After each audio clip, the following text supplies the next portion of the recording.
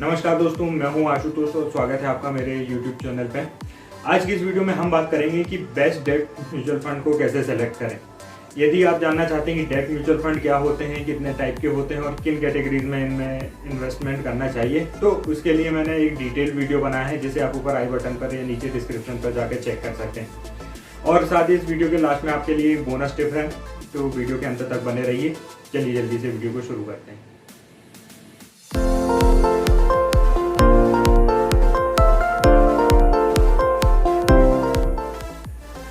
Capital market में दो type की सिक्योरिटीज होती हैं, एक तो पहला स्टॉक्स और दूसरे बॉन्ड्स। यदि स्टॉक्स और बॉन्ड्स क्या होते हैं, इन पर भी मैंने एक डिटेल्ड वीडियो बनाया है जिन्हें आप नीचे डिस्क्रिप्शन पर जाकर चेक कर सकते हैं। तो म्यूचुअल फंड की जो स्कीम से स्टॉक्स में इन्वेस्टमेंट करती है उन्हें इक्विटी स्कीम कहते हैं।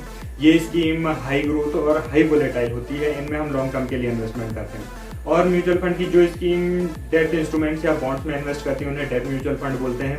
ये स्टेबल रिटर्न देते हैं, लो वोलेटाइल होती हैं, लो रिस्क होती हैं। इनमें हम शॉर्ट टर्म, मीडियम टर्म और लॉन्ग टर्म के लिए भी इन्वेस्टमेंट कर सकते हैं। तो चलिए अब देखते हैं कि हमें डेट म्यूचुअल फंड में क्यों इन्वेस्टमेंट करना चाहिए। तो यदि हमारे पास ऐसा कोई पैसा है जिसे हम कहीं शॉर्ट टर्म के लिए पार्क करना चाहते हैं या फिर शॉर्ट टर्म के लिए हमारे कुछ गोल्स हैं उनके लिए हम जुड़ना चाहते हैं, तो उन्हें हम सेविंग्स अकाउंट की जगह कुछ शॉर्ट टर्म डेट फंड्स में इन्वेस्टमेंट कर सकते हैं, जो कि हमें सेविंग अकाउंट से ज़्यादा रिटर्न अर्न करने में मदद करेंगे। दूसरा, यदि हम जैसे किसी लॉन्ग टर्म गोल के लिए एफडी करते हैं, तो डेट म्यूचुअल फंड में हम उन पैसों को रख सकते हैं, क्योंकि एफडी की अपेक्षा जो डेट म्यूचुअल फंड होते हैं 1 से 2% ज़्यादा रिटर्न भी जनरेट करते हैं। और एफडी की जगह ये ज़्यादा टैक्स एफिशिएंट होते हैं, क्योंकि एफडी में इंटरेस्ट पे टीडीएस भी लगता है, इनकम टैक्स भी लगता है। और इसी कारण डेट म्यूचुअल फंड के जो रिटर्न हैं वो एफडी के मुकाबले बहुत ज़्यादा होते हैं और साथ में ये बिल्कुल भी सेफ़ होते हैं।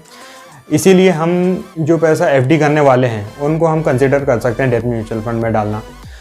हम ज़्यादातर लोग क्या करते हैं कि अपना पूरा एलोकेशन इक्विटी म्यूचुअल फंड में दे देते हैं, लेकिन हमें ऐसा नहीं करना चाहिए। अपने पोर्टफोलियो का कुछ हिस्सा हमें डेट म्यूचुअल फंड में देना चाहिए, ताकि हमारा पोर्टफोलियो भी स्टेबल रहे और कभी इमरजेंसी ही विड्रॉल करना पड़े तो फिर हमें अपने इक्विटी म्यूचुअल फंड से उस पोर्टफोलियो से पैसा ना निकालना पड़े।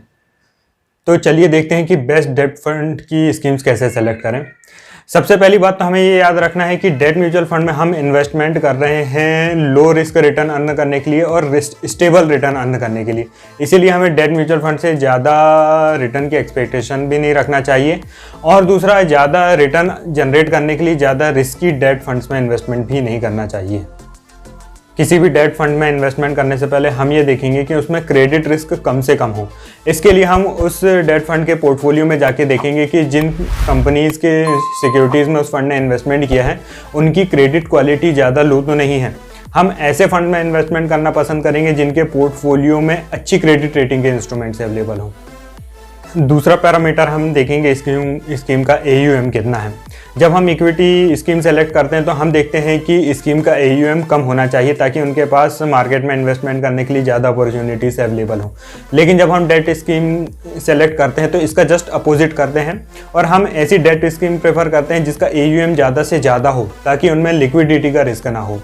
हम ऐसी डेट स्कीम प्रेफर करेंगे जिनका AUM ज़्यादा हो।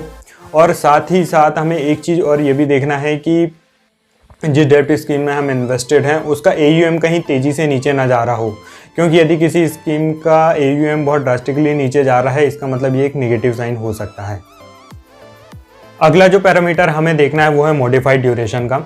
मॉडिफाइड ड्यूरेशन से हमें ये पता चलता है कि कितने % RBI के इंटरेस्ट रेट चेंज करने के साथ स्कीम के रिटर्न में कितना % चेंज आ रहा है। जब भी RBI इंटरेस्ट रेट चेंज करता है तो बॉन्ड्स के रिटर्न चेंज होते हैं और उन्हीं बॉन्ड्स के रिटर्न चेंज होने के कारण डेट स्कीम्स के रिटर्न भी चेंज होते रहते हैं। इसीलिए हम ऐसी डेट स्कीम्स में इन्वेस्टमेंट करना पसंद करेंगे जिनका मॉडिफाइड ड्यूरेशन लो हो। अगला जो पैरामीटर हमें देखना है वो है एवरेज मैच्योरिटी का या फिर एवरेज ड्यूरेशन का। क्या होता है, डेट म्यूचुअल फंड बहुत सारी बॉन्ड्स में इन्वेस्टमेंट करते हैं और हर बॉन्ड की अलग अलग मैच्योरिटी होती है। तो एवरेज मैच्योरिटी इन्हीं सारी मैच्योरिटीज़ का एक वेटेज एवरेज होता है, जिससे हमें ये पता चलता है कि जिन सिक्योरिटीज़ में फ़ंड ने इन्वेस्टमेंट किया है उनकी एवरेज मैच्योरिटी क्या है। क्या होता है, जब भी RBI इंटरेस्ट रेट रेज करती है तो बॉन्ड्स के प्राइस कम हो जाते हैं और जब इंटरेस्ट रेट कम करती है तो बॉन्ड्स के प्राइस बढ़ जाते हैं। इसीलिए जिन स्कीम्स की एवरेज मैच्योरिटी ज़्यादा होती है वो इंटरेस्ट रेट रिस्क के लिए ज़्यादा वल्नरेबल होते हैं। इसीलिए हम ऐसी स्कीम्स में इन्वेस्टमेंट करना पसंद करेंगे जिनकी एवरेज मैच्योरिटी या फिर एवरेज ड्यूरेशन कम हो। अगला पैरामीटर हमें देखना है यील्ड टू मैच्योरिटी का। यील्ड टू मैच्योरिटी हमें ये बताता है कि किसी स्कीम का एक्सपेक्टेड रिटर्न कितना होगा यदि उनकी सारी सिक्योरिटीज़ को उनकी मैच्योरिटी तक होल्ड किया जाए, जो कि जितना ज़्यादा हो उतना बढ़िया है।